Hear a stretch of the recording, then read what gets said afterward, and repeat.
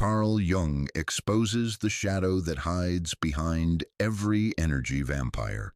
What if I told you that every energy vampire in your life is actually your shadow teacher, and that Carl Jung discovered something so profound about these relationships that it fundamentally changes everything you think you know about toxic people?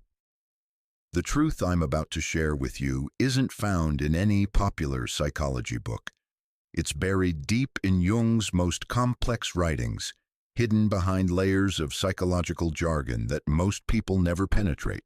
But today, we're going to uncover the forbidden knowledge that transforms your understanding of every draining relationship you've ever had.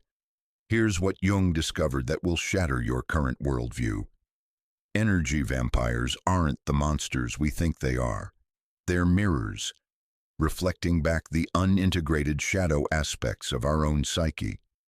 Every person who drains your energy is unconsciously showing you the parts of yourself that you've rejected, denied, and pushed into the darkness of your unconscious mind. Jung wrote, "Everything that irritates us about others can lead us to an understanding of ourselves." But this wasn't just philosophical wisdom. It was a revolutionary psychological insight that reveals the hidden mechanics of human relationships. The narcissist in your life carries your disowned selfishness. The manipulator reflects your unused power. The victim shows you your own unhealed wounds. But here's where it gets even more profound, and why this knowledge was so dangerous that Jung himself was cautious about how he shared it. The victim-perpetrator dynamic is actually an unconscious shadow dance between two incomplete souls. Neither the vampire nor their target is fully conscious of their role in creating and maintaining this toxic pattern. Both are unconsciously collaborating in a psychological drama that serves to keep both parties from facing their complete nature. This means that every time you complain about an energy vampire, every time you feel drained and victimized, you're actually being given a precise map to your own unconscious material, the shadow aspects of your personality that you haven't yet integrated. The vampire isn't your enemy. They're your unconscious therapist, showing up exactly as they need to in order to trigger your deepest growth. Most people spend their entire lives running from these shadow teachers, cutting off toxic relationships, blocking people, avoiding confrontation, never realizing that they're actually running from themselves. They move from relationship to relationship, job to job, city to city, but the same types of energy vampires keep appearing because the shadow material they represent hasn't been integrated. But you're here watching this video, which means you're ready for something different. You're ready to stop being unconscious prey and start becoming a conscious participant in the shadow dance of human relationships. You're ready to discover that your greatest vampires have been your most profound teachers, and that the very people you've tried hardest to avoid have been carrying the keys to your wholeness. Comment below with one person who consistently drains your energy. Don't use their real name, just describe the dynamic. By the end of this video, I promise you'll see that relationship and yourself in a completely different light. You'll understand why they showed up in your life, what they're unconsciously teaching you, and how to transform that draining dynamic into conscious growth. Because here's what Jung knew that most people never discover. The path to individuation, to becoming a whole, integrated human being, doesn't go around our energy vampires. It goes directly through them. To understand how we create our own energy vampires, we need to dive into one of Jung's most important discoveries, the persona. Jung described the persona as the mask we wear in social situations, the acceptable version of ourselves that we present to the world. But what he discovered about the persona will fundamentally change how you see your role in attracting toxic people. Your persona isn't just a social mask. It's actually the architect of your own suffering. Every carefully constructed aspect of your public identity creates a corresponding blind spot in your consciousness. And it's in these blind spots that energy vampires are born. Let me tell you about Sarah, a composite character based on thousands of therapy sessions and psychological case studies. Sarah was known by everyone as the helper, the giver, the one who always put others first. Her persona was built around being nice, accommodating, and selfless. She volunteered at the animal shelter, always remembered birthdays, and never said no when someone needed a favor. But Sarah had a problem that she couldn't understand. She was constantly surrounded by takers. Her romantic relationships were always with men who needed fixing. Her friendships were one-sided, with people calling her only when they needed something. At work, she was the one who stayed late to finish other people's projects while they got the credit. Sarah saw herself as a victim of other people's selfishness, but Jung's analysis reveals something far more profound and disturbing. Sarah's persona of selfless giving was actually an unconscious invitation to energy vampires.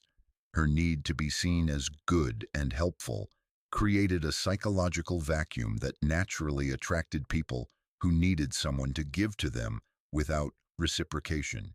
Here's what Jung discovered that most people never realize.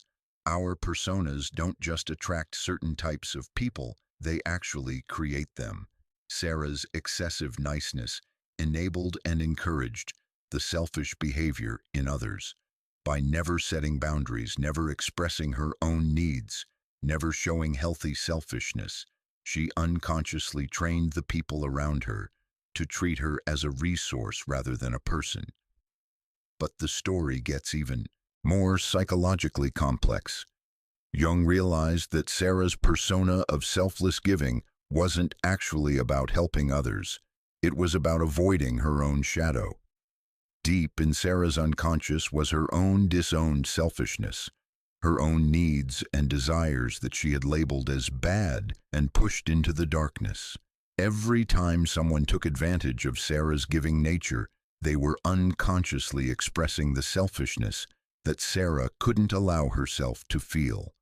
The energy vampires in her life were carrying her shadow material, living out the self-centered behavior that she had rejected in herself. This is why arguing with energy vampires feels so intensely personal and triggering. You're not just confronting their behavior, you're confronting your own disowned shadow material being reflected back to you through their actions. Pause this video for a moment and think honestly about your own persona. What mask do you wear that exhausts you? Are you the people pleaser who attracts takers, the perfectionist who draws criticism, the rescuer who finds people who need saving, the strong, independent one who magnetizes dependence? Jung discovered that every persona creates its corresponding vampire. The overly responsible person attracts the irresponsible. The conflict avoider draws the argumentative. The emotional caretaker finds the emotionally needy. This isn't coincidence. It's the unconscious mind's attempt to achieve balance by attracting people who will express what we've rejected in ourselves. The most profound realization is this: Sarah didn't just attract energy vampires, she needed them.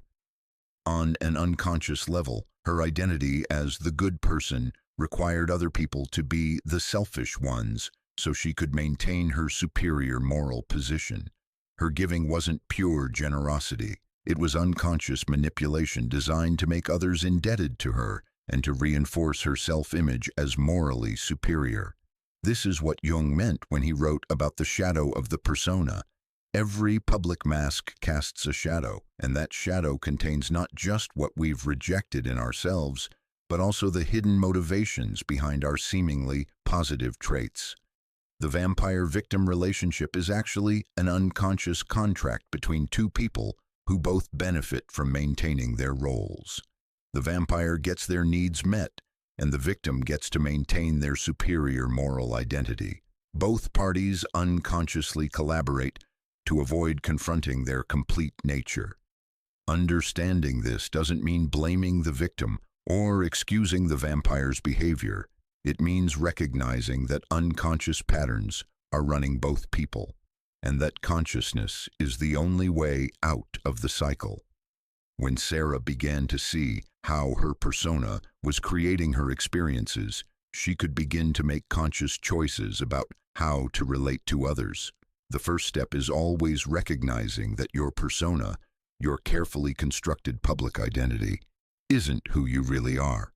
It's a mask you've created to feel safe and accepted in the world.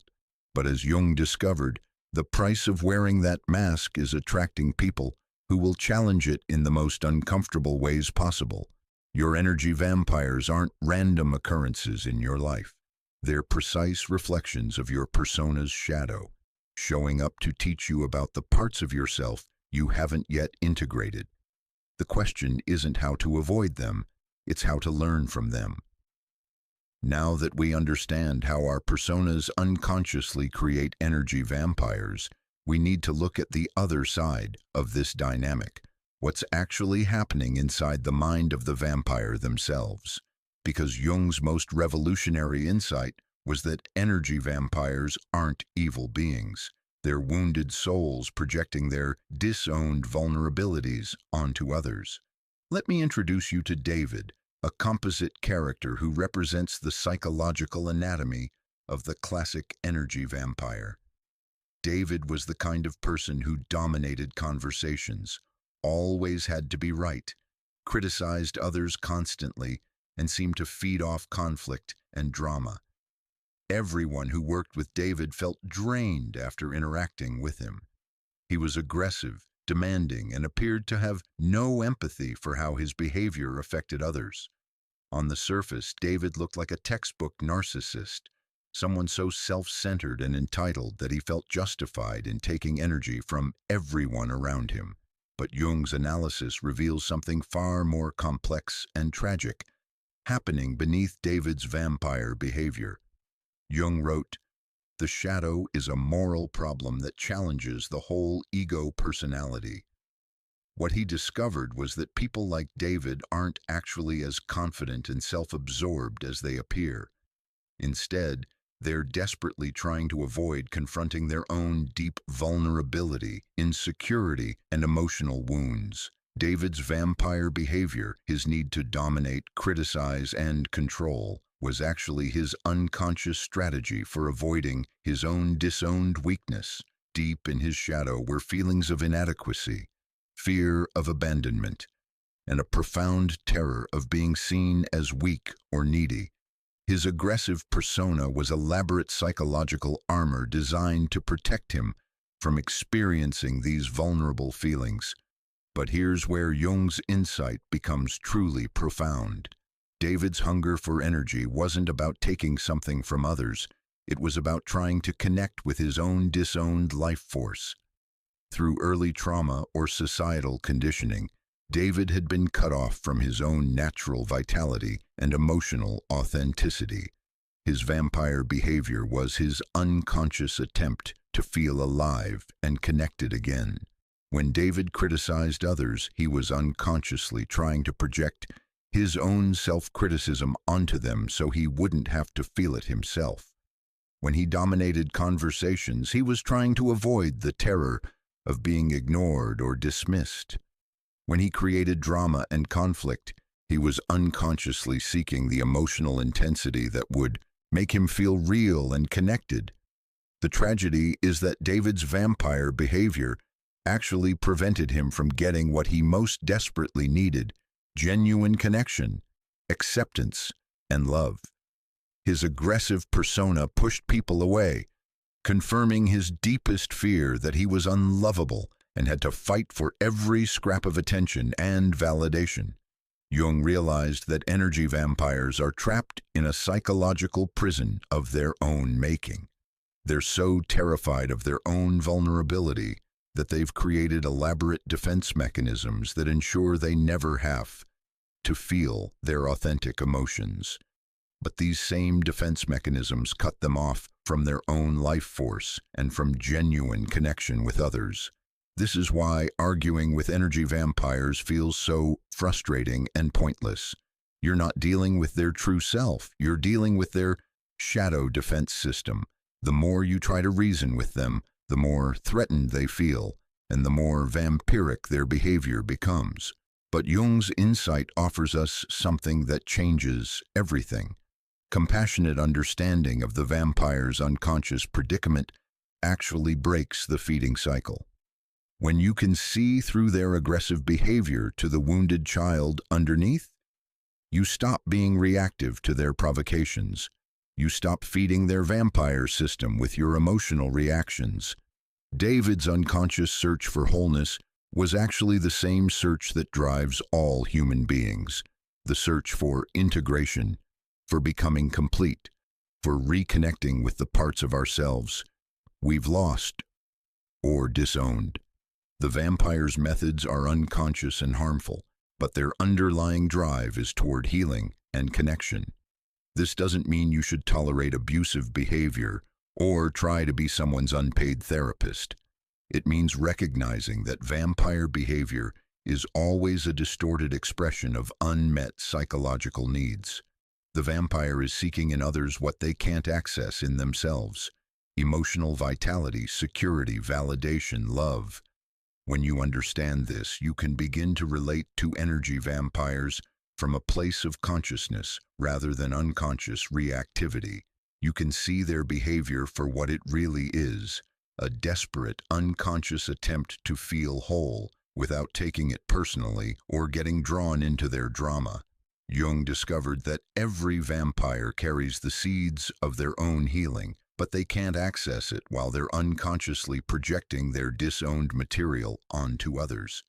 The vampire needs to reclaim their own vulnerability, their own emotional authenticity, their own capacity for genuine connection. The most profound realization is this: the energy vampire in your life is showing you what happens when someone becomes completely cut off from their own shadow material. Their behavior is a cautionary tale about what occurs when we refuse to integrate our own darkness, vulnerability, and emotional authenticity.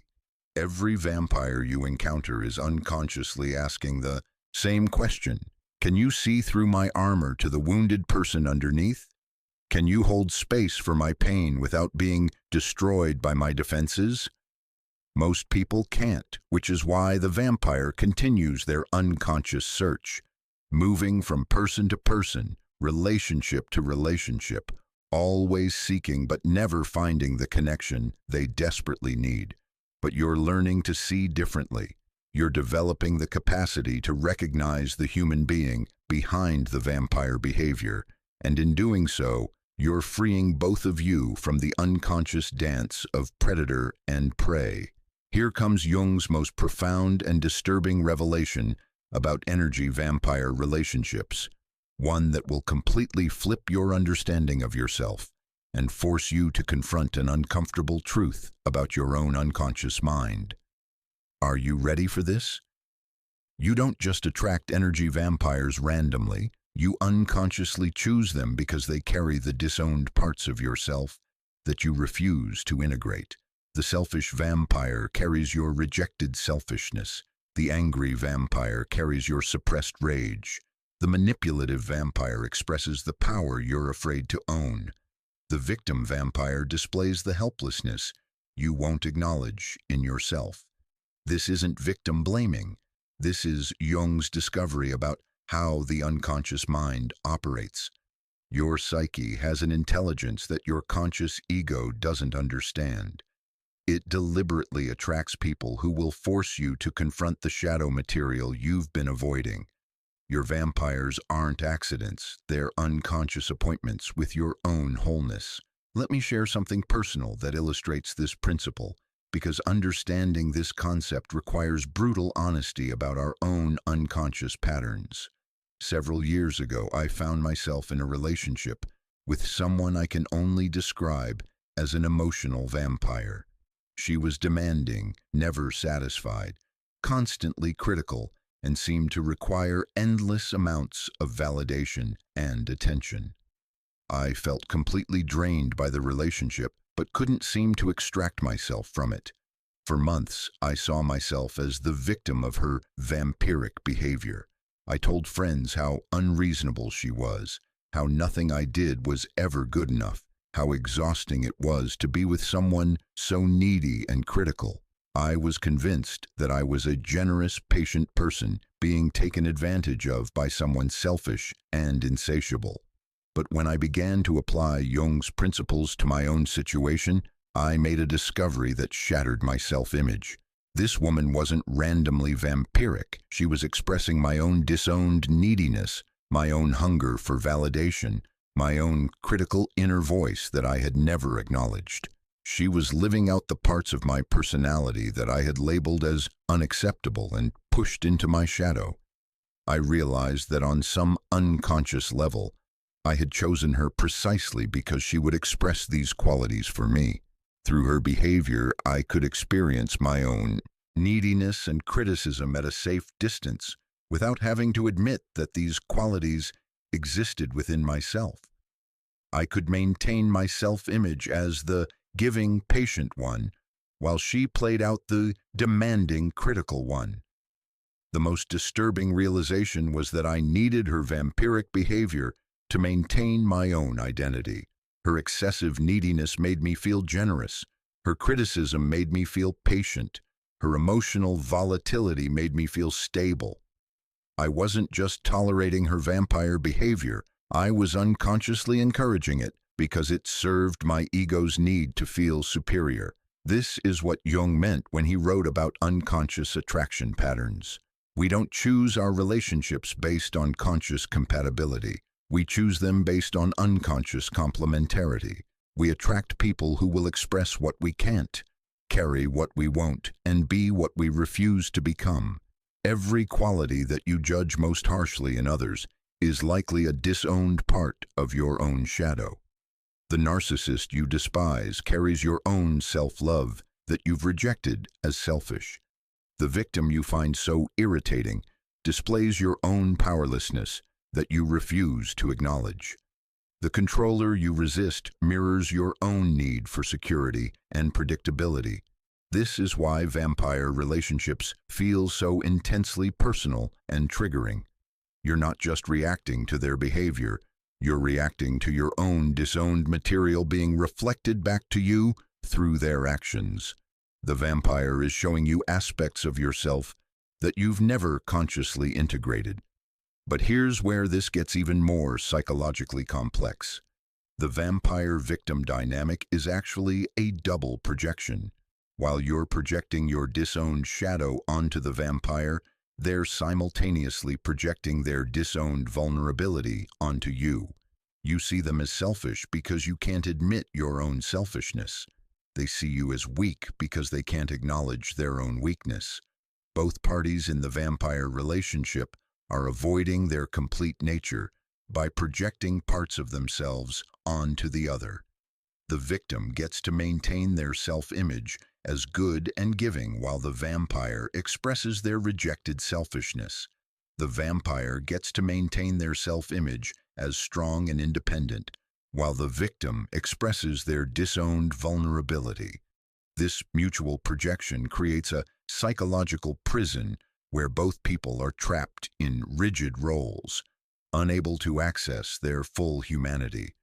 The relationship becomes an unconscious agreement to remain incomplete, with each person carrying the disowned half of the other's personality. Jung discovered that these projection patterns often begin in childhood, when we learn which parts of ourselves are acceptable to our families and which must be hidden. The rejected parts don't disappear. They go into the shadow, waiting to be reclaimed through our relationships with others who express these qualities. The gift hidden in every draining relationship is the opportunity to reclaim these projected parts of yourself.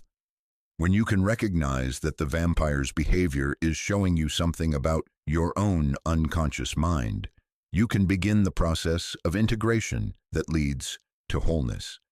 This doesn't mean becoming like the vampire or excusing their behavior. It means acknowledging that the qualities you see in them exist somewhere within your own psychic structure, and that integrating these qualities consciously allows you to become more complete and authentic?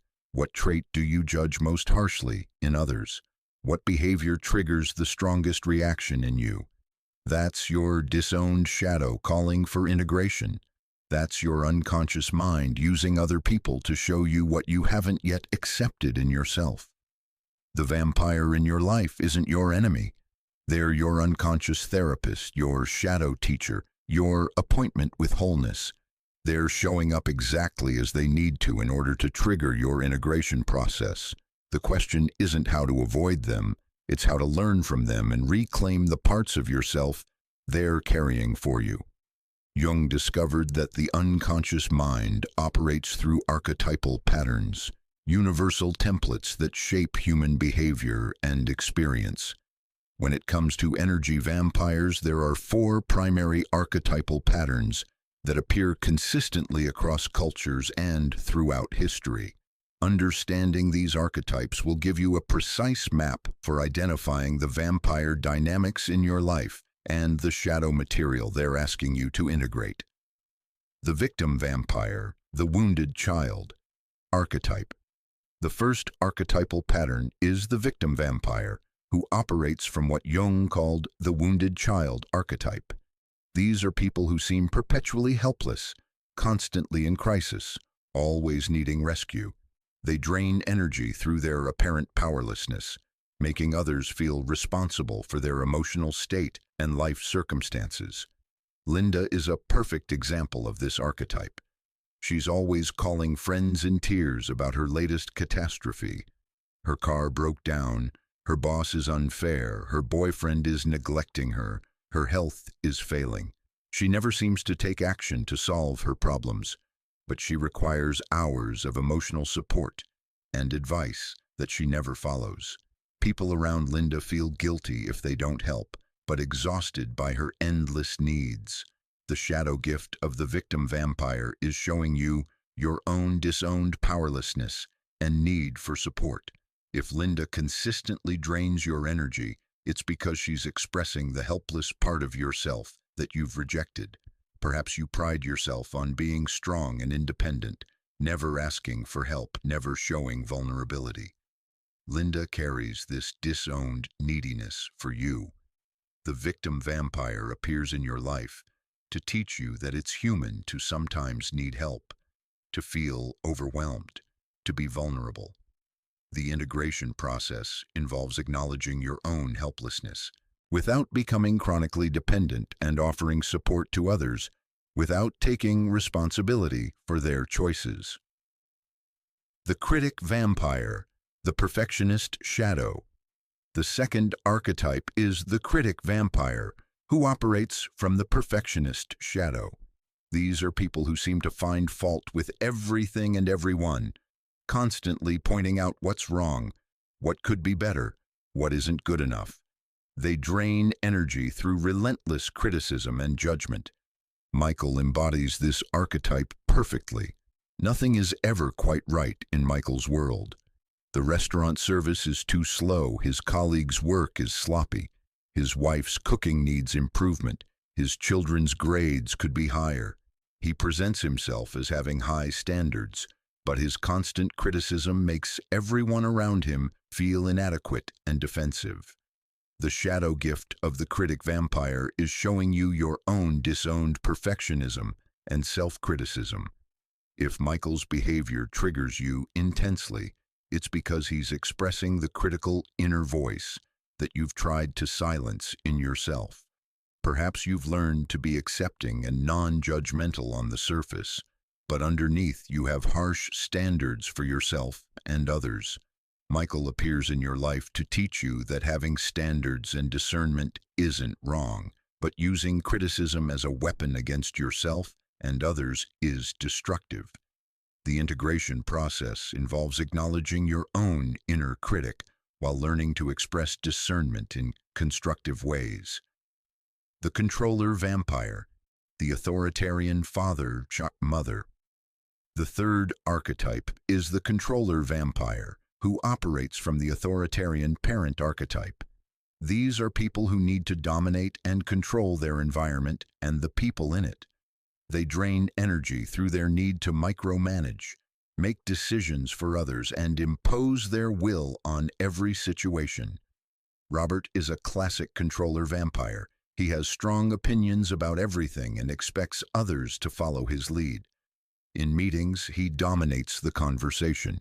In his marriage, he makes unilateral decisions. With his children, he's authoritarian and inflexible. People around Robert feel suffocated and resentful, but often comply with his demands to avoid conflict.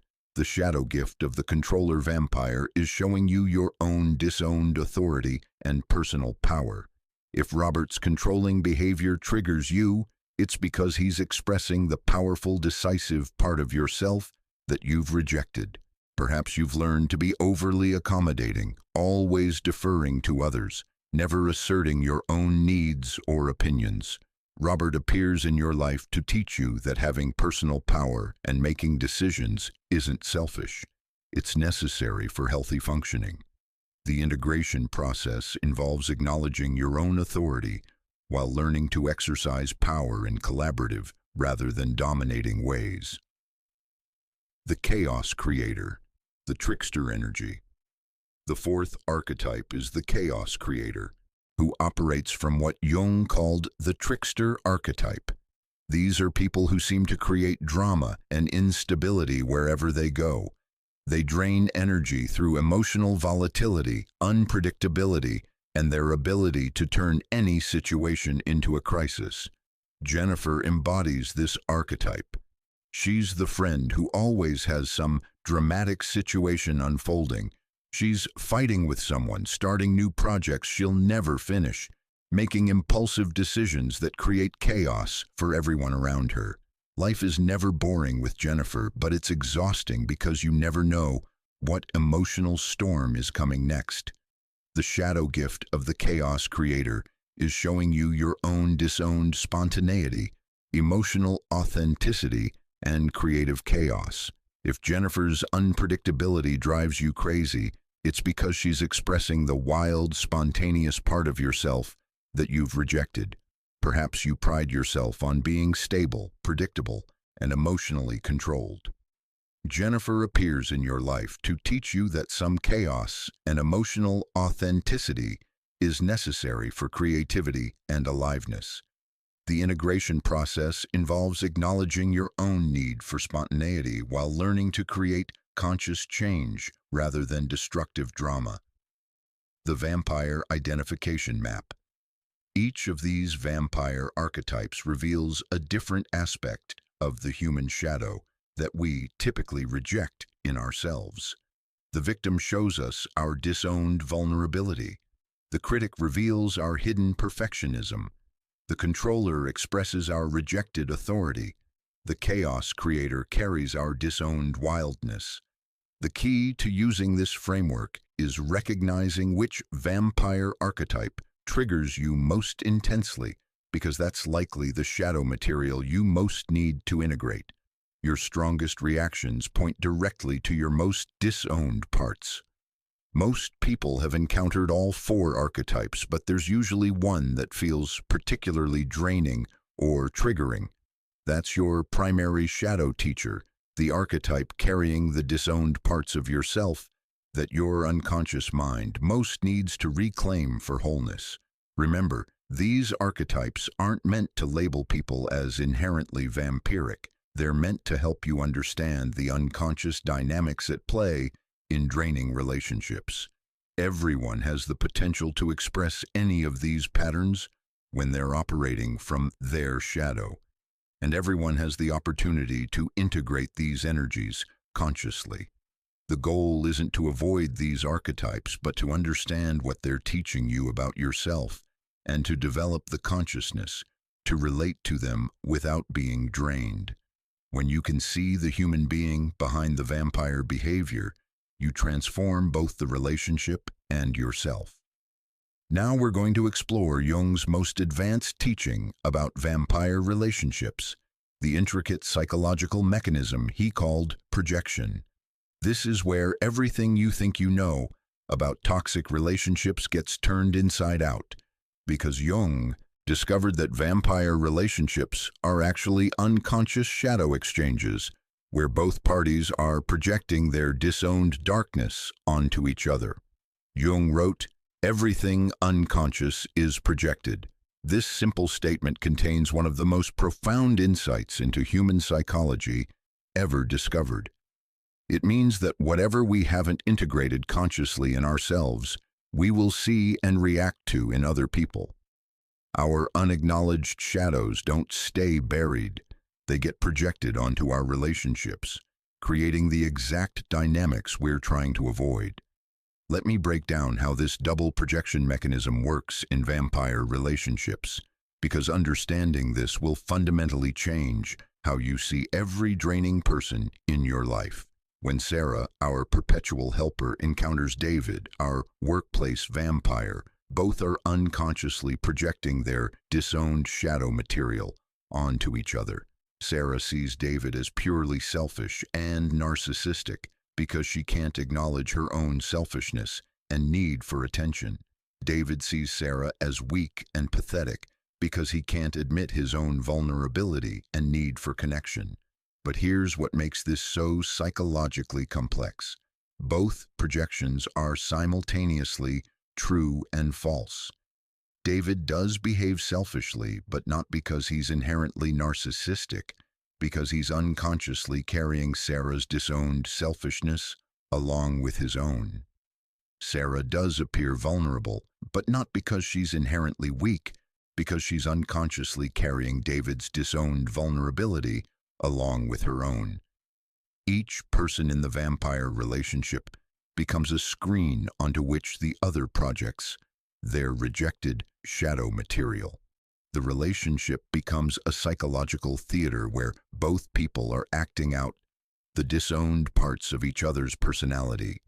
This is why arguments with energy vampires feel so intensely personal and emotionally charged.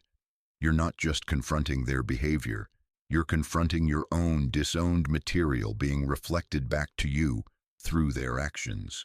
The vampire's selfishness triggers you because it represents the selfishness you've rejected in yourself. Their manipulation angers you because it mirrors the manipulation you won't acknowledge in your own behavior. But the vampire is having the exact same experience from the other side. Your victimization triggers them because it represents the powerlessness they've rejected in themselves. Your emotional reactions threaten them because they mirror the vulnerability they won't acknowledge in their own psyche. Jung discovered that this double projection creates a kind of psychological prison where both people become trapped in rigid roles. The victim can't access their own power because they've projected it onto the vampire. The vampire can't access their own vulnerability because they've projected it onto the victim. Both remain incomplete, each carrying half of a whole human personality. This mutual projection explains why vampire relationships are so difficult to resolve through normal communication or boundary setting. You're not dealing with conscious behavior that can be reasoned with. You're dealing with unconscious shadow material that operates below the level of awareness. When Sarah tries to set boundaries with David, she's actually trying to set boundaries with her own disowned selfishness. When David tries to control Sarah, he's actually trying to control his own disowned vulnerability. Both are fighting against aspects of themselves that they've projected onto the other person. The intensity of vampire relationships comes from this projection mechanism. The more strongly you react to someone's behavior, the more likely it is that they're carrying disowned shadow material for you. Your emotional charge is proportional to how much of your own rejected material they're expressing. This is why some people can be in the presence of the same vampire and be completely unaffected. They're not carrying matching shadow material, so there's no projection hook for the vampire's behavior to catch onto. The vampire's behavior simply doesn't trigger them because it doesn't represent anything they've rejected in themselves. But when projection is active, the vampire's behavior feels like a direct assault on your identity. Their selfishness feels like a personal attack on your generosity. Their criticism feels like an assault on your adequacy. Their control feels like a violation of your autonomy. The reaction is so strong because you're unconsciously defending against seeing these qualities in yourself. Jung realized that projection serves an important psychological function. It protects the ego from having to confront uncomfortable truths about itself. By seeing our rejected qualities in others, we can maintain our self-image while still expressing these qualities indirectly through our reactions and relationships. But projection also creates tremendous suffering because it prevents us from seeing people clearly and keeps us trapped in unconscious patterns. We can't resolve vampire relationships while we're projecting our shadow onto them because we're not dealing with who they actually are. We're dealing with our own disowned material. The moment when projection breaks and consciousness emerges is one of the most profound experiences in psychological development. Suddenly, you can see the person in front of you clearly without the distortion of your own projected shadow. You can see their humanity, their wounds, their unconscious patterns, without taking their behavior personally. When projection withdraws, the vampire often stops appearing vampiric because you're no longer feeding their behavior with your emotional reactions. You're no longer unconsciously inviting them to carry your shadow material, and they're no longer unconsciously expressing your rejected qualities. This doesn't mean the person necessarily changes their behavior immediately. Unconscious patterns run deep and change slowly, but it means that their behavior no longer hooks you emotionally because you've reclaimed the shadow material they were carrying for you. The withdrawal of projection is simultaneously liberating and disturbing because it forces you to confront the parts of yourself you've been avoiding. When you can no longer see your selfishness in David, you have to acknowledge it in yourself. When you can no longer see your powerlessness in Sarah, you have to own it as part of your own psychological structure. But this confrontation with your own shadow is the beginning of true psychological freedom. When you no longer need other people to carry your rejected qualities, you can relate to them as they actually are rather than as repositories for your own disowned material. Understanding projection doesn't make you responsible for other people's vampiric behavior, but it does make you responsible for your own reactions and for the shadow material you bring to every relationship. The vampire isn't your creation, but your response to them, and your unconscious participation in the dynamic is entirely your responsibility. This is the beginning of conscious relationship, where you can engage with difficult people from a place of clarity rather than unconscious reactivity. You can see their behavior for what it is without taking it personally or getting drawn into their unconscious drama. Now we reach the heart of Jung's practical teachings about vampire relationships, the shadow integration process. This is where you stop being unconscious vampire food and start becoming a conscious participant in the dance of human relationships. But I need to warn you, integration feels uncomfortable, even threatening, because it requires you to reclaim parts of yourself that you've spent years rejecting and avoiding. Jung's shadow integration process, when applied to vampire relationships, follows a specific sequence that I call the integration test. This isn't therapy in a traditional sense. It's a confrontation with your own completeness that will challenge everything you think you know about yourself. Step 1. Recognition, seeing your shadow in the mirror. The first step is recognizing that the vampire's behavior is showing you something about your own unconscious mind. This isn't about blame or taking responsibility for their actions. It's about acknowledging that your intense reaction to their behavior is pointing to disowned material in your own psyche. When David criticizes Sarah's work in front of their colleagues, Sarah's reaction isn't just about David's behavior. It's about her own disowned critical voice that she's never acknowledged. The integration process begins when Sarah can ask herself, What is David's criticism showing me about my own relationship with standards and judgment? This recognition requires brutal honesty about your own psychological patterns. You have to be willing to consider that the qualities you despise in others might exist within your own personality structure. This is threatening to the ego because it challenges your carefully constructed self-image. Step 2. Ownership, claiming your disowned qualities. The second step is consciously owning the shadow qualities that the vampire is expressing for you. This doesn't mean becoming like the vampire or excusing their behavior. It means acknowledging that these qualities exist within your own psychological makeup. Sarah has to acknowledge that she has her own critical voice, her own standards and judgments, her own capacity for selfishness and aggression. These qualities aren't inherently bad. They become destructive only when they're unconscious and projected onto others. The ownership process often feels like psychological death because you're letting go of your idealized self-image.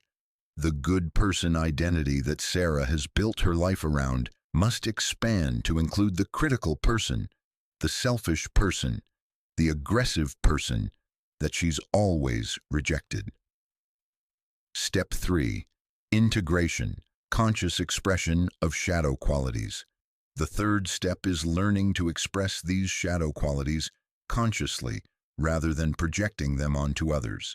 Sarah needs to develop the ability to be appropriately critical, reasonably selfish, and constructively assertive without becoming vampiric herself. This is the most delicate part of the process because it requires learning to express previously forbidden parts of yourself in healthy, conscious ways.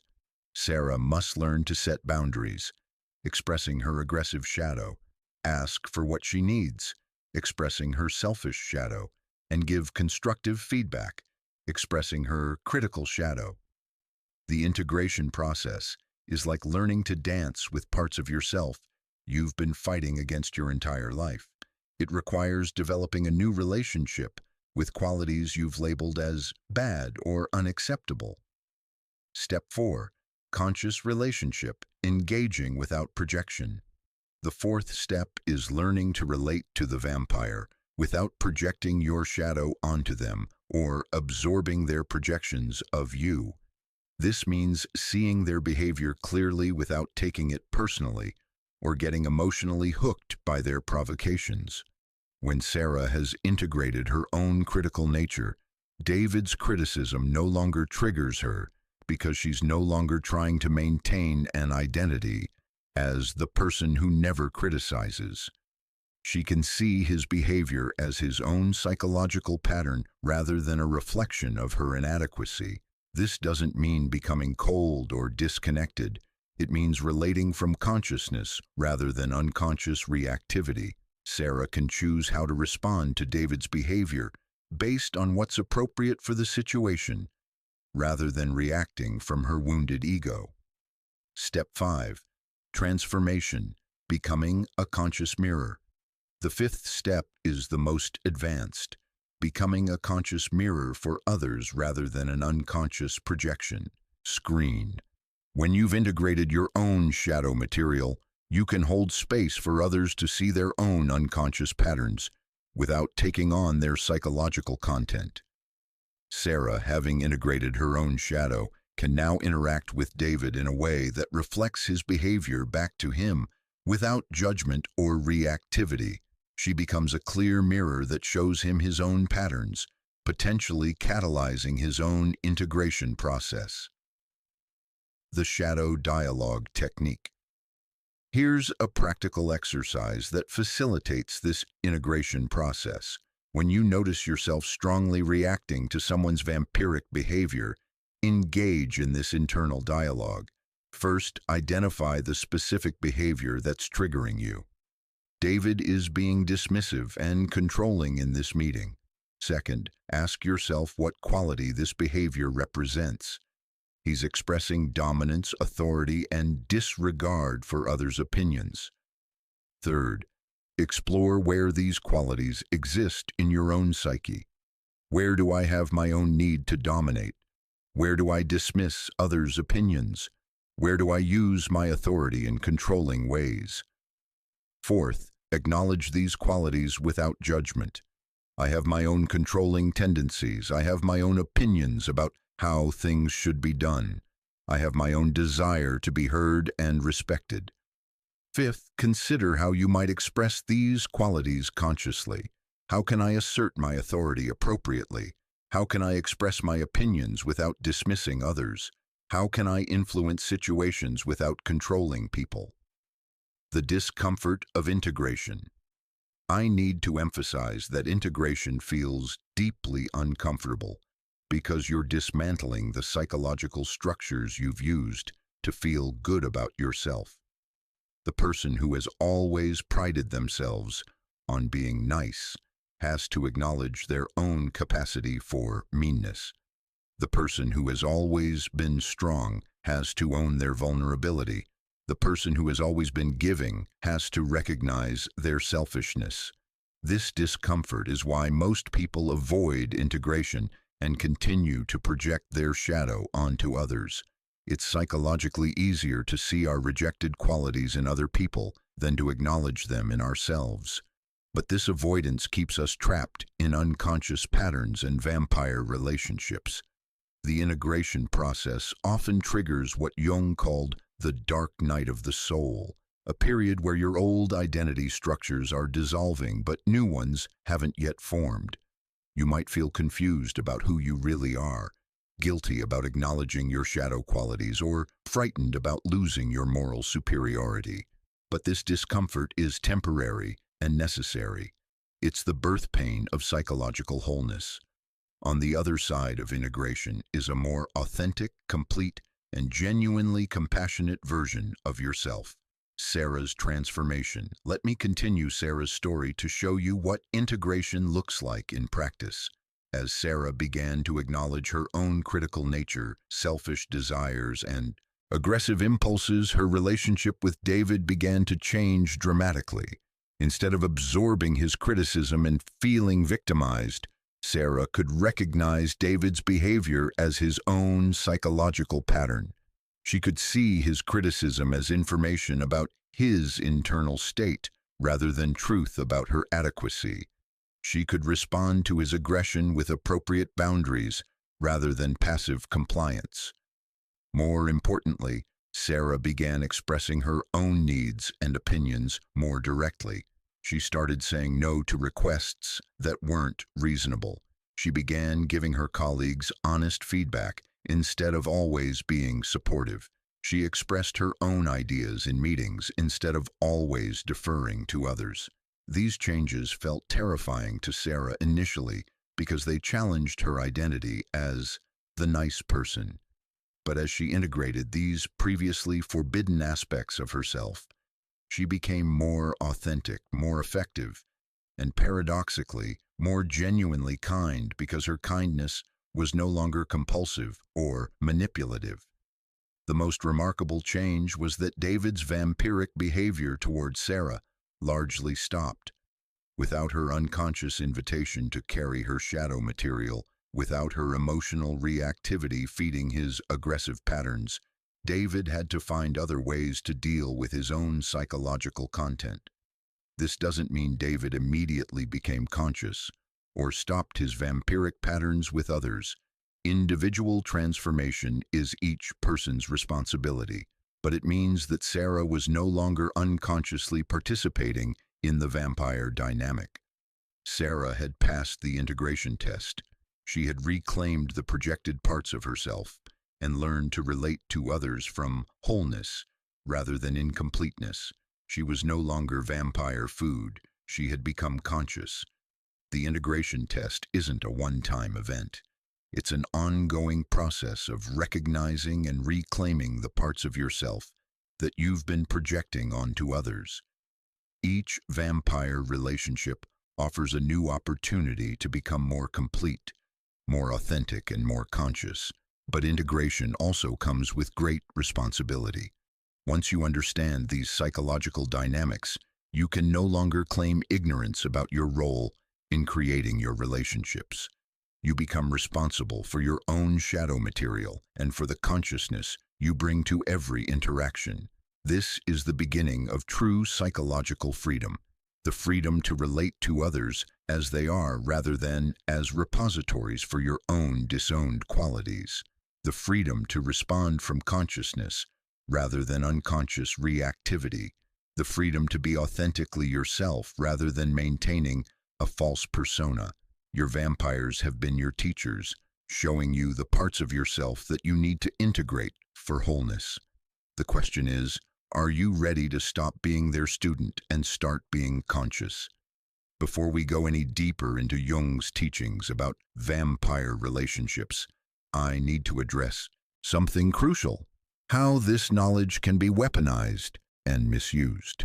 Understanding shadow projection and vampire dynamics gives you tremendous psychological insight, but with that insight comes the potential for manipulation, spiritual bypassing, and unconscious cruelty toward others.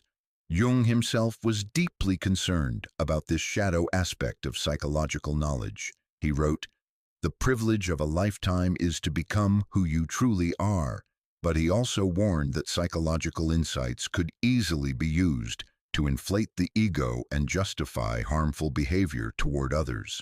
The shadow of shadow work is using psychological concepts to avoid accountability, manipulate others, or maintain a sense of superiority. I've seen people use Jung's teachings to become spiritual narcissists who believe they're more evolved than everyone around them, or as intellectual weapons to dismiss other people's legitimate complaints and concerns. The spiritual narcissist's misuse. The first dangerous misuse is what I call the spiritual narcissist's approach to vampire relationships. This is when someone uses Jung's concepts to position themselves as psychologically superior to the unconscious vampires in their life. They might say things like, "You're just projecting your shadow onto me," or "You're being triggered because you haven't integrated your darkness," or "This vampire is just teaching you about your own unconscious patterns." While these statements might be psychologically accurate when used defensively, they become weapons to avoid taking responsibility for one's own behavior. The spiritual narcissist uses Jung's teachings to deflect criticism, avoid accountability, and maintain their self-image as the more conscious person in every relationship. They position themselves as the teacher and everyone else as unconscious students who need to do their shadow work. This is a particularly insidious form of psychological manipulation because it uses valid spiritual concepts to shut down authentic communication and emotional expression.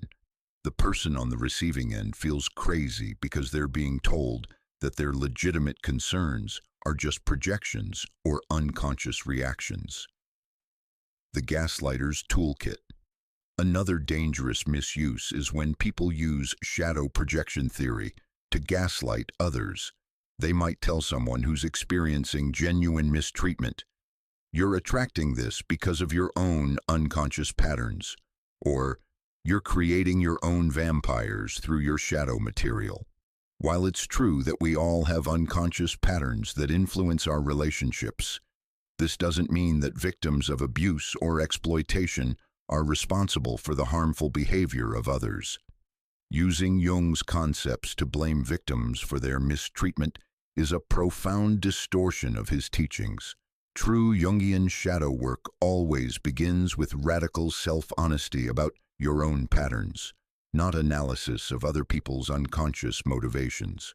If you find yourself using these concepts to explain other people's behavior more than your own, you're likely misusing the knowledge. The intellectual defense system. Some people use Jung's concepts as an intellectual defense system to avoid feeling their emotions or taking action in difficult situations. They might analyze the psychological dynamics of their abusive relationship instead of leaving it, or intellectualize their vampire encounters instead of setting appropriate boundaries. Understanding the shadow dynamics of vampire relationships doesn't mean you should tolerate harmful behavior or stay in destructive situations.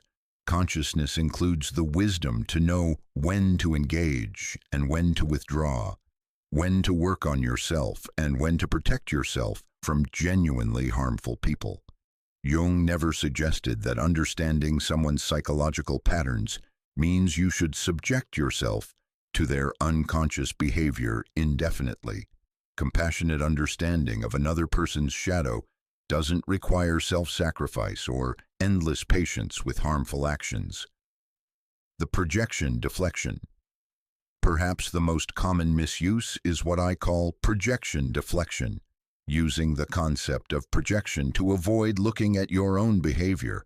When someone confronts you about something you've done, responding with, "You're just projecting your shadow," is usually a way to avoid accountability. Real shadow work requires examining your own behavior first, not analyzing other people's reactions to you. If someone is upset with you, the first question should be, what is my part in this situation? Not, what are they projecting onto me? This doesn't mean taking responsibility for other people's emotional reactions or accepting blame for things you didn't do. It means being willing to examine your own contribution to relationship dynamics before focusing on the other person's unconscious patterns. The warning signs of misuse. Here are some warning signs that you might be misusing this knowledge. You find yourself analyzing other people's psychology more than your own. You use psychological concepts to deflect criticism or avoid accountability. You feel superior to the unconscious people in your life. You use Jung's teachings to justify staying in harmful situations. You dismiss other people's concerns as projections or unconscious reactions. If you recognize any of these patterns in yourself, it's time to step back and return to the fundamental principle of Jungian work, radical self-honesty. The shadow work is always about your own unconscious patterns, not other people's. The ethical use of this knowledge. Jung's teachings about vampire relationships are meant to increase your consciousness and compassion, not to give you psychological weapons to use against others. The ethical use of this knowledge always begins with applying it to yourself first. When you encounter someone who seems vampiric, the first questions should be, what is this triggering in me? What shadow material might I be projecting? How am I unconsciously participating in this dynamic? What is this relationship teaching me about myself? Only after you've done this internal work can you begin to see the other person clearly and respond from consciousness rather than unconscious reactivity. The goal is never to analyze or fix other people. It's to become more conscious yourself. Jung believed that individual consciousness contributes to collective consciousness.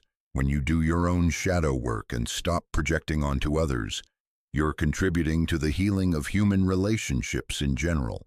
But this contribution comes through your own transformation, not through trying to enlighten others about their unconscious patterns.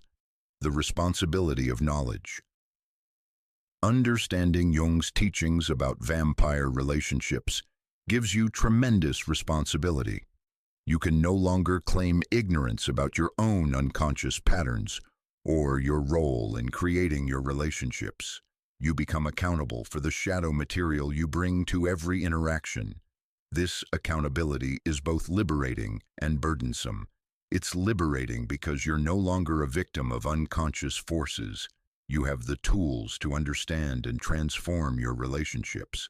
It's burdensome because you can no longer blame others for the patterns in your life without examining your own contribution. The ultimate test of whether you're using this knowledge correctly is whether it increases your humility and compassion or your arrogance and judgment. True shadow work makes you more understanding of human unconsciousness, not more critical of it. Jung wrote, "Everything unconscious is projected." This includes your own unconscious sense of superiority, your own unintegrated spiritual pride, your own shadow material around being more conscious than others. The shadow of the shadow worker is using psychological knowledge to maintain ego superiority while avoiding genuine self-examination. If this knowledge is genuinely transforming you, you'll find yourself becoming more patient with unconscious behavior, more curious about your own patterns, and more humble about the complexity of human psychology. You'll use these concepts primarily to understand yourself, not to analyze or control others. The path of conscious relationship isn't about becoming psychologically superior to others. It's about becoming more authentically human, more genuinely compassionate, and more willing to see your own darkness along with everyone else's. We're now ready to explore one of Jung's most profound discoveries about vampire relationships, the unconscious contracts that bind people together in toxic dynamics. These aren't legal agreements or conscious decisions. They're unspoken psychological pacts that operate below the level of awareness, determining who plays victim and who plays perpetrator in the unconscious drama of human relationships. Jung discovered that vampire relationships don't happen randomly or accidentally. They operate on unconscious contracts, implicit agreements about how each person will behave, what roles they'll play, and what psychological needs will be met through the relationship dynamic. These contracts are formed in the unconscious realm, often within moments of meeting someone, as both parties' shadow material recognizes its complement in the other person. The contracts serve both people's unconscious needs while simultaneously keeping both trapped in limiting patterns. The anatomy of unconscious agreements. Let me show you how these unconscious contracts work by examining the agreement between Sarah and David, our helper and workplace vampire. Though neither of them consciously negotiated this arrangement, they quickly fell into a psychological contract that served both of their unconscious needs. Sarah's unconscious contract stated, "I will be endlessly patient, helpful, and accommodating to you. I will never confront your behavior directly or set firm boundaries. I will absorb your criticism and aggression without defending myself. In exchange, you will validate my identity as the good person by being the bad person I can feel superior to." David's unconscious contract stated, "I will express all the selfishness, aggression, and criticism that you can't allow yourself to feel. I will be demanding and unreasonable, giving you opportunities to feel martyred and morally superior. I will carry your shadow material, so you never have to confront your own capacity for selfishness. In exchange, you will enable my behavior by never setting real consequences." These contracts are psychologically brilliant because they allow both people to avoid confronting their complete nature. Sarah gets to maintain her self-image as selfless and kind, while David expresses her disowned selfishness.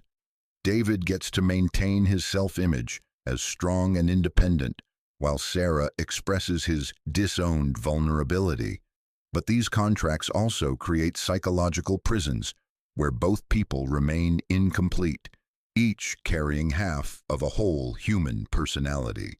The relationship becomes an unconscious agreement to remain unconscious, with each person enabling the other's avoidance of their shadow material. How to spot your vampire contracts. Unconscious contracts reveal themselves through repetitive patterns that feel impossible to change, despite multiple attempts at communication or boundary setting. You find yourself having the same arguments, falling into the same roles, experiencing the same frustrations over and over again.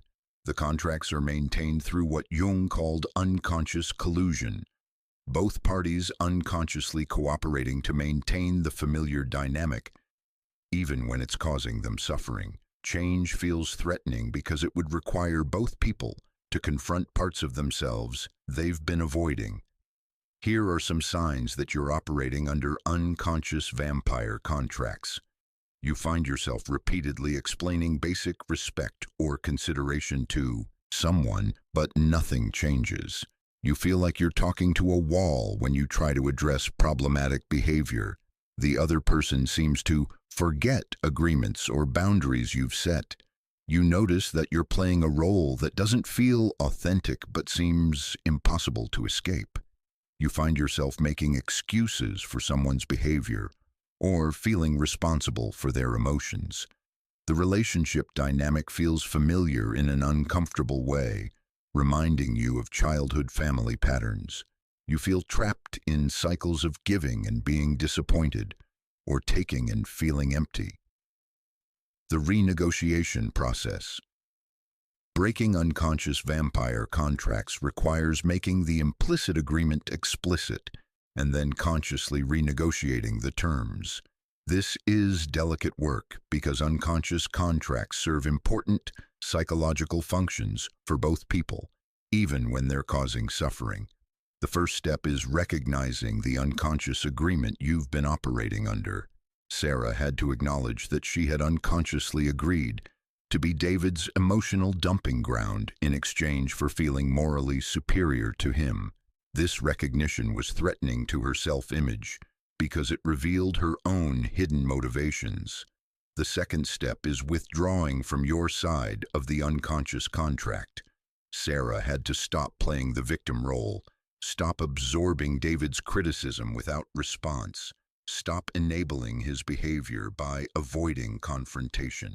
This withdrawal felt terrifying because it threatened the familiar dynamic that had defined their relationship. The third step is setting new conscious terms for the relationship. Sarah had to clearly communicate what behavior she would and wouldn't accept, what consequences would follow if boundaries were crossed, and what kind of relationship she was willing to have. The fourth step is maintaining the new boundaries despite the other person's unconscious attempts to re-establish the old contract. David unconsciously escalated his vampiric behavior when Sarah began withdrawing from their agreement, trying to pull her back into the familiar victim role. This escalation phase is crucial to understand because it often causes people to give up and return to the old unconscious contract. When you begin breaking vampire agreements, the other person's unconscious will test your commitment to the new dynamic through increased pressure, manipulation, or dramatic behavior. Breaking a 20-year family vampire dynamic. Let me tell you about Margaret, a composite character who illustrates how deep these unconscious contracts can go. Margaret had been in an unconscious vampire contract with her mother for over 20 years. The agreement was simple.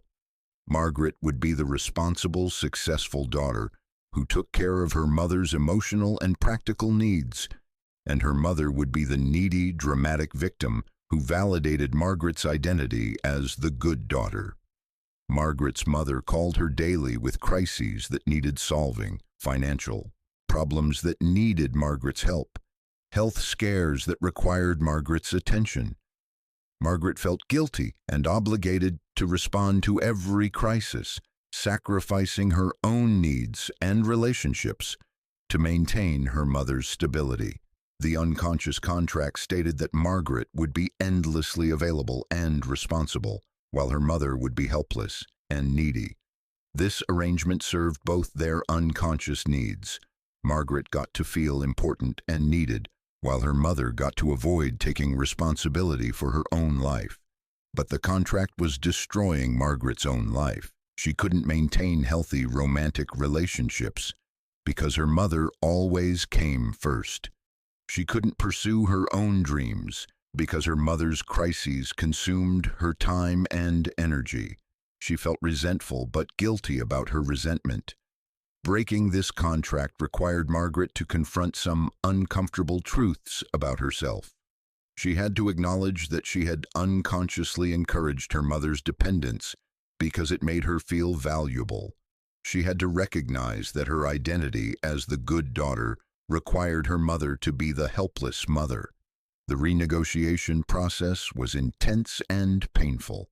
When Margaret began setting boundaries around her availability and stopped rescuing her mother from every crisis, her mother's behavior escalated dramatically. She became more needy, more dramatic, more critical of Margaret's selfishness.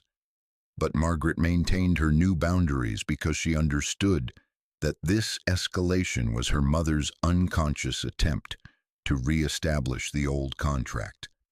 After months of testing, her mother began to develop her own coping strategies and take more responsibility for her own life. The relationship didn't end, it transformed. Margaret and her mother developed a more authentic connection based on mutual respect rather than unconscious codependence. Margaret could be loving without being responsible for her mother's emotional state, and her mother could be supported without being infantilized.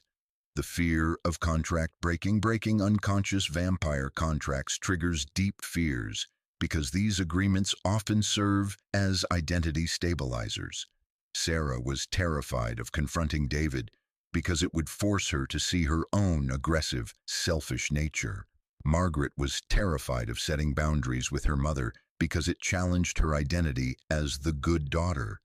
These fears are valid because breaking unconscious contracts does require identity transformation.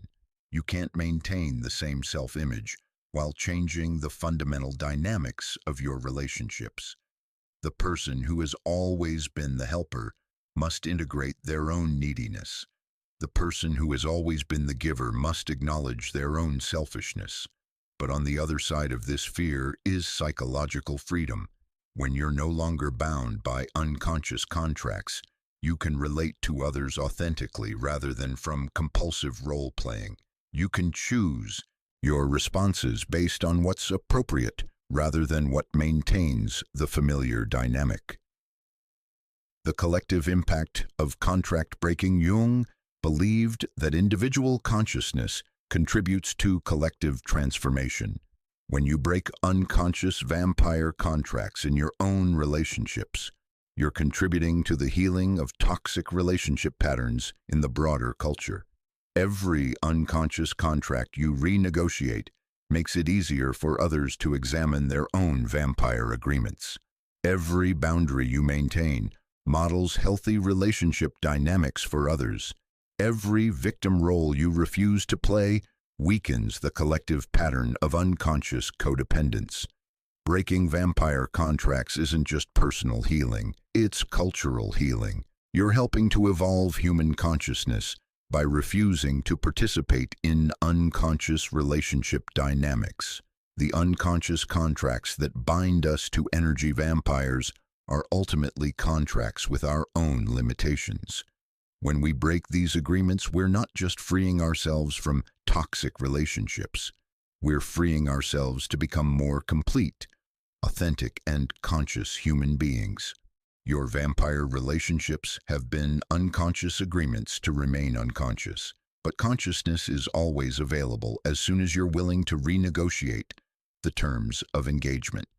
The question is, are you ready to break the contracts that keep you small and step into conscious relationship with yourself and others? We're now approaching one of Jung's most profound insights about difficult relationships, the archetype of the wounded healer, and how every energy vampire in your life serves as an unconscious therapist, showing you exactly what you need to heal within yourself. Jung discovered that the people who trigger us most intensely are often carrying the medicine we most desperately need. The vampire's behavior isn't random cruelty, it's unconsciously precise, targeting our deepest wounds with surgical accuracy. But this targeting isn't meant to harm us. It's meant to heal us by forcing us to confront what we've been avoiding. This is perhaps the most difficult aspect of Jung's teachings to accept, because it requires seeing our greatest tormentors as our most profound teachers. It asks us to find meaning and purpose in our suffering, to see the intelligence behind what appears to be random cruelty. The wounded healer archetype. Jung identified the wounded healer as a fundamental archetype in human psychology, the person who can heal others because they've experienced their own wounding. The healer's power comes not from their perfection, but from their willingness to face their own darkness and transform it into wisdom. Every energy vampire operates unconsciously as a wounded healer, using their own unhealed trauma to trigger the unhealed trauma in others. They're showing you your wounds not to harm you, but because the unconscious mind is always seeking wholeness and integration. The vampire's behavior reveals your healing edges, the places where you're still unconscious, still reactive, still carrying unintegrated pain. They're unconscious therapists whose treatment method is to activate your psychological material so it can be brought into consciousness and healed. How vampires reveal our healing edges.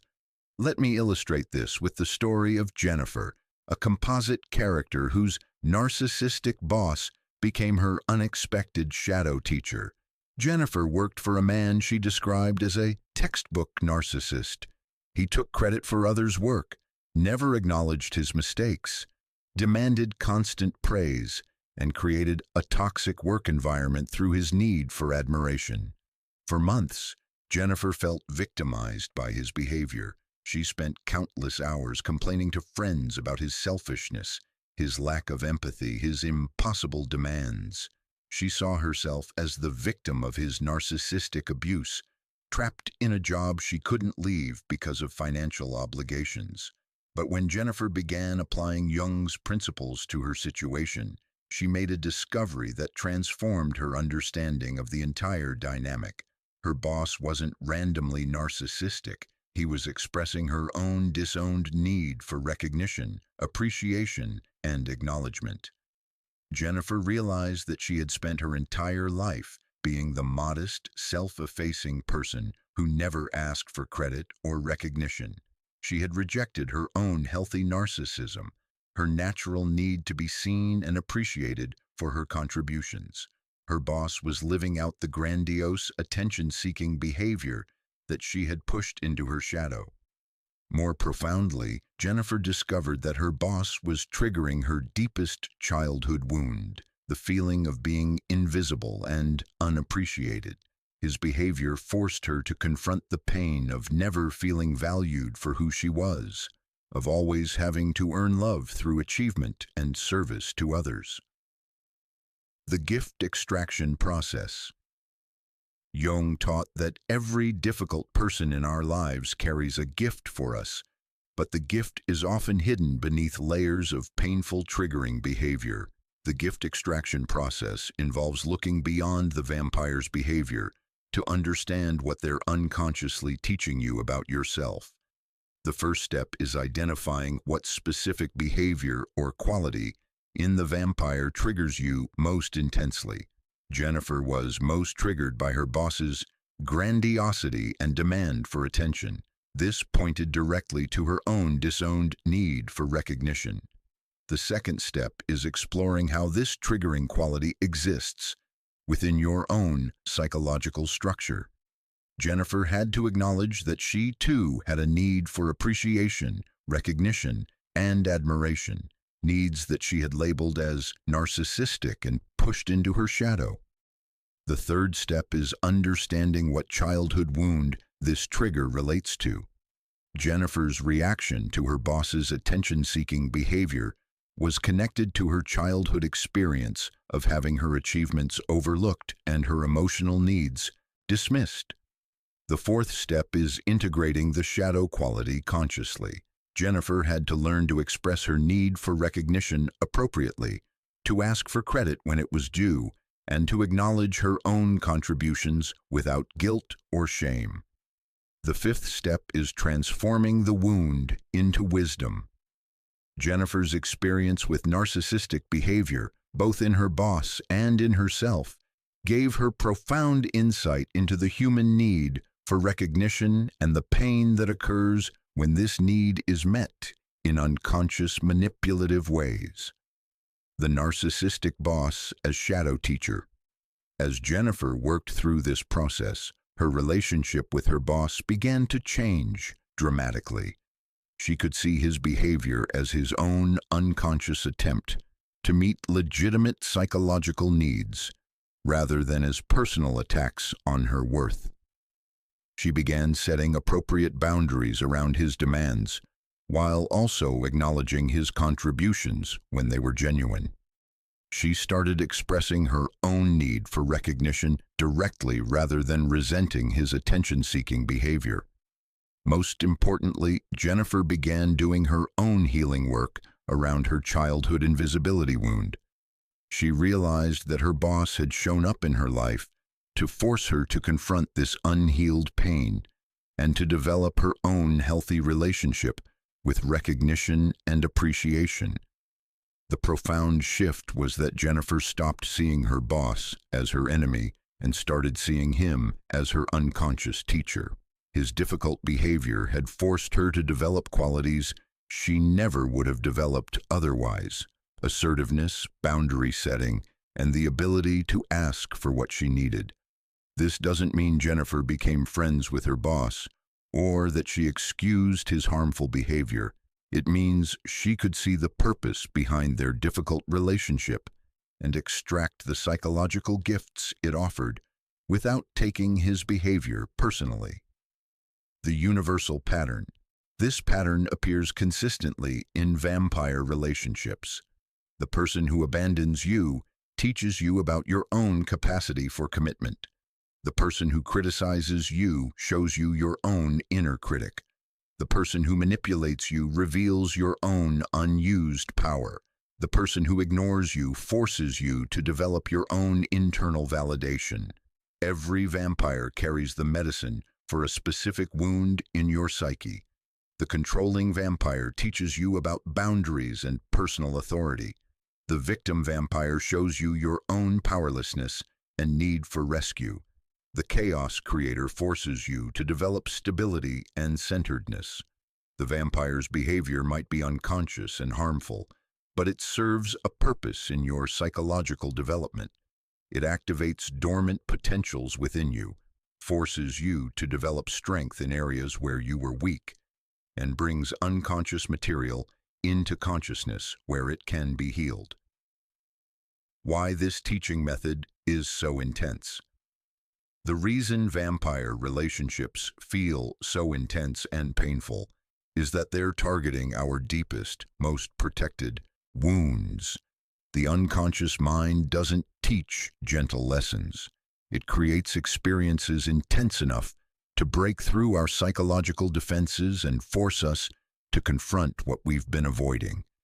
Your biggest vampires are connected to your biggest wounds, because these are the areas where you most need healing and integration. The intensity of your reaction is proportional to the importance of the lesson and the depth of the healing that's needed. This is why we can't simply avoid difficult people and expect to grow psychologically. The vampires in our lives are precisely calibrated to trigger our specific healing edges. Avoiding them means avoiding our own growth and remaining unconscious about important aspects of ourselves. From victim to student to teacher, the evolution from seeing vampires as enemies to seeing them as teachers represents a fundamental shift in consciousness. Instead of feeling victimized by difficult people, you begin to feel curious about what they're here to teach you. This curiosity doesn't mean becoming passive or tolerating abuse. It means approaching difficult relationships with the question, what is this person's behavior showing me about my own unconscious patterns? What healing is trying to emerge through this painful dynamic? The ultimate evolution is becoming a conscious wounded healer yourself, someone who can use their own experience with vampire relationships to help others understand the teaching hidden within their difficult relationships. When you can see your vampires as shadow teachers, you transform from being unconscious prey to being conscious students of life's most challenging curriculum. Every difficult person becomes an opportunity for growth. Every triggering behavior becomes information about your own healing edges. Your vampires have been your unconscious therapists, your shadow teachers, your appointments with wholeness disguised as suffering. The question is, Are you ready to see them as the teachers they've always been and extract the gifts they've been trying to give you? We've now reached the pinnacle of Jung's psychological teaching, individuation, the process of becoming a whole, integrated human being. What Jung discovered that most people never realize is that every vampire encounter is actually an individuation opportunity disguised as suffering. The very people who seem to be blocking your happiness are actually accelerating your journey toward psychological wholeness. Individuation is Jung's term for the fundamental drive of human consciousness toward completeness. It's the unconscious process by which we integrate our shadow material, transcend our limited ego identity, and become who we truly are beneath our persona masks and cultural conditioning. But here's what makes Jung's approach so radical. Individuation doesn't happen through meditation retreats or self-help seminars. It happens through the messy, painful, confusing encounters with difficult people who force us to confront parts of ourselves we'd rather avoid. The individuation process. Explained Jung identified several stages in the individuation process, and vampire relationships play a crucial role in each stage. Let me walk you through how your most difficult relationships are actually serving your psychological evolution. The first stage is the dissolution of the persona, the recognition that your public mask isn't your true identity. Vampire relationships accelerate this process by making your persona strategies ineffective. The people pleaser discovers that no amount of giving satisfies the vampire. The perfectionist learns that no standard is high enough to avoid criticism. The strong, independent person finds vampires who reveal their hidden dependencies. Your vampires dismantle your persona by showing you its limitations. They force you to confront the gap between who you pretend to be and who you actually are underneath the social mask. The second stage is encountering the shadow, the parts of yourself you've rejected and denied. Vampire relationships force this encounter by triggering intense emotional reactions that reveal your disowned material. The vampire's behavior shows you qualities within yourself that you've never acknowledged. This stage is often the most painful because it shatters your idealized self-image. The good person has to confront their capacity for selfishness. The victim has to acknowledge their own power and responsibility. The nice person has to face their hidden aggression and judgment. The third stage is the integration of opposites, learning to hold paradox within yourself. Vampire relationships teach you that you can be both generous and selfish, strong and vulnerable, loving and angry. The vampire forces you to develop flexibility and complexity in your self-concept.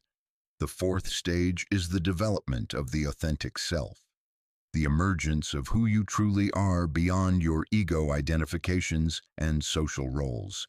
Vampire relationships contribute to this emergence by stripping away false identities and forcing you to find your center in the midst of chaos.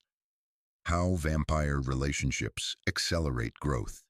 Normal, comfortable relationships don't typically trigger the kind of psychological growth that leads to individuation. It's the difficult, triggering, uncomfortable relationships that force us to develop new capacities and integrate disowned parts of ourselves. Think about it.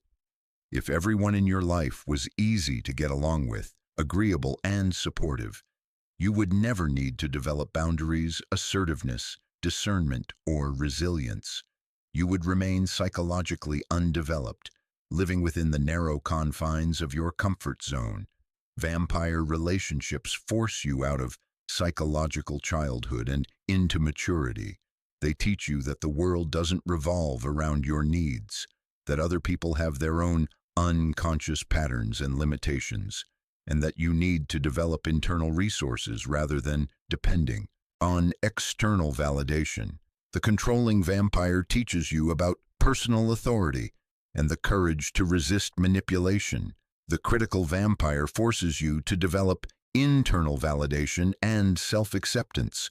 The victim vampire shows you the importance of boundaries and the danger of taking responsibility for others' emotions. Each type of vampire encounter develops specific psychological capacities that contribute to your overall individuation. You become more complete not despite your difficult relationships, but because of them. From victim to student to teacher, the evolution through vampire relationships follows a predictable pattern that mirrors the individuation process itself. Most people begin as unconscious victims, feeling at the mercy of other people's vampiric behavior.